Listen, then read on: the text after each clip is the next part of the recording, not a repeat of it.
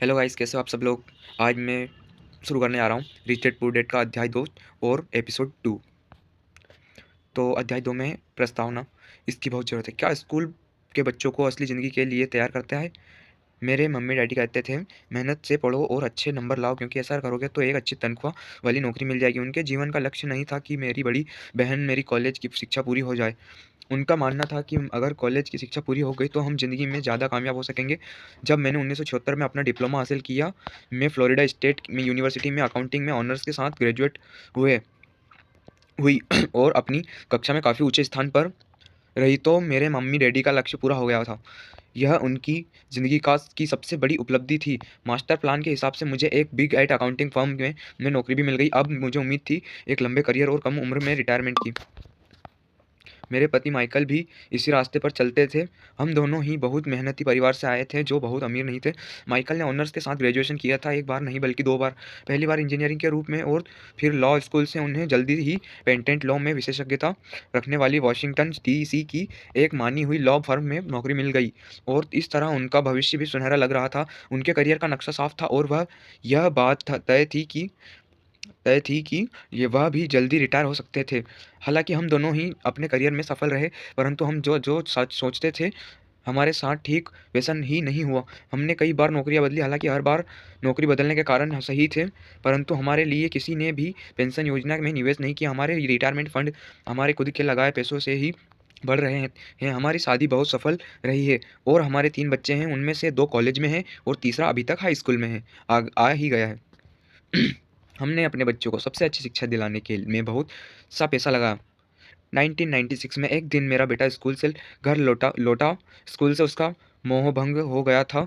वह पढ़ाई से ऊब चुका था। मैं उन विषयों को पढ़ने में इतना ज़्यादा समय क्यों बर्बाद करूं जो असल ज़िंदगी में मेरे कभी काम ही नहीं आएंगे। उसने विरोध किया।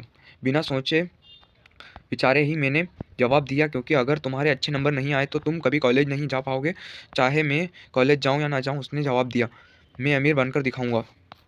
अगर तुम कॉलेज से ग्रेजुएट नहीं हुए तो तुम्हें कोई अच्छी नौकरी नहीं मिलेगी। लेकिन मैंने एक माँ की तरह चिंतित और आतंकित माफ़ कीजिएगा, आतंकित होकर कहा, बिना अच्छी नौकरी के तुम किस तरह अमीर बनने से के सपने देख सकते हो? मेरे बेटे ने मुस्कुराकर अपने सिर को बोरियत भरे अंदाज में हिलाया। हम यह चर्चा पहले भी कई बार कर चुके थे।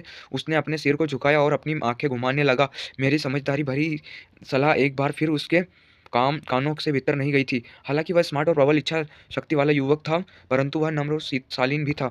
मम्मी, उसने बोलना शुरू किया और भाषण सुनने की बारी अब मेरी थी। समय के साथ चलिए अपने चारों तरफ देखिए, सबसे अमीर लोग अपनी शिक्षा के कारण इतने अमीर नहीं बने हैं। माइकल जॉर्डन और मैडोना को देखिए, यहाँ तक कि बीच में ही हार्वर्ड हार्वर्ड छोड़ देने वाले बिल गेट्स ने माइक्रोसॉफ्ट कायम किया। आज वे अमेरिका के सबसे अमीर व्यक्ति हैं और सभी उनकी उम्र भी 30 से 40 की के बीच ही है। अभी उनकी उम्र 30 से 40 के बीच ही है गाइस। और उस बेसबॉल पिचर के बारे में तो आपने सुना ही होगा, जो हर साल 40 लाख डॉक्टर से ज़्यादा कमाता है, जबकि उस पर दिमागी और तौर पर कमज़ोर होने का लेबल लगा हुआ है। हम दोनों काफ़ी समय तक चुप रहे।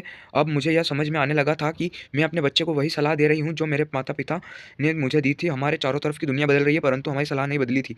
अच्छी शिक्षा और अच्छे ग्रेड हासिल करना अब सफलता की गारंटी नहीं रह गए थे और हमारे बच्चों के अलावा यह बात किसी की समझ में नहीं आई थी।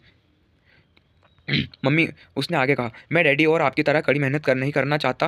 आपको काफ़ी पैसा मिलता है और हम एक शानदार मकान में रहते हैं जिसमें बहुत सी से कीमती सामान है। अगर मैं आपकी सलाह मानूंगा तो मेरा हाल भी आपकी ही तरह होगा। मुझे भी ज़्यादा मेहनत करनी पड़ेगी ताकि मैं ज़्यादा टैक्स भर सकूँ और कर्ज में डूब जाऊँ। वैसे भी आज की दुनिया में नौकरी की सुरक्षा बची नहीं है। मैं यह जानता हूँ कि छोटे और सही आकार की फर्म कैसी होती है। मैं यह भी जानता हूँ कि आज के दौर में कॉलेज के स्नातकों को कम तनख्वाह मिलती है, जबकि आपके ज़माने में उन्हें ज़्यादा तनख्वाह मिला करती थी। डॉक्टर को देखिए, वे अब उतना पैसा कमा नहीं कमाते जितना पहले कभी कमाया करते थे। मैं जानता हूँ कि मैं रिटायरमेंट के लिए सामाजिक सुरक्षा या कंपनी पेंशन पर भरोसा नहीं कर सकता। अपने सवालों के मुझे नए जवाब चाहिए। वह सही था। उसे नए जवाब चाहिए थे और मुझे भी। मेरे माता-पिता की सलाह उन लोगों के लिए सही हो सकती थी जो 1945 के पहले पैदा हुए थे, पर वह यह उन लोगों के लिए विनाशकारी साबित हो सकती है जिन्होंने तेज़ी से बदल रही दुनिया में जन्म लिया था। अब मैं अपने बच्चों से यह सीधी-सी बात नहीं कह सकती थी, स्कूल जाओ, अच्छे ग्रेड हासिल करो और किसी सुरक्षित नौकरी की तलाश करो। सो गाइज़, इस वीडियो से हमें यह शिक्षा मिलती है कि पढ़ाई-लिखाई करने में वो बात नहीं जो पहले कर लोग पहले सब कुछ हासिल कर लेते हैं। अब जो बिज़नेस करेगा उसी के पैरों में सक्सेस होगी। So thank you. आज का वीडियो हम यही समाप्त करते हैं। नेक्स्ट वीडियो में जल्दी मिलते हैं। Bye bye guys.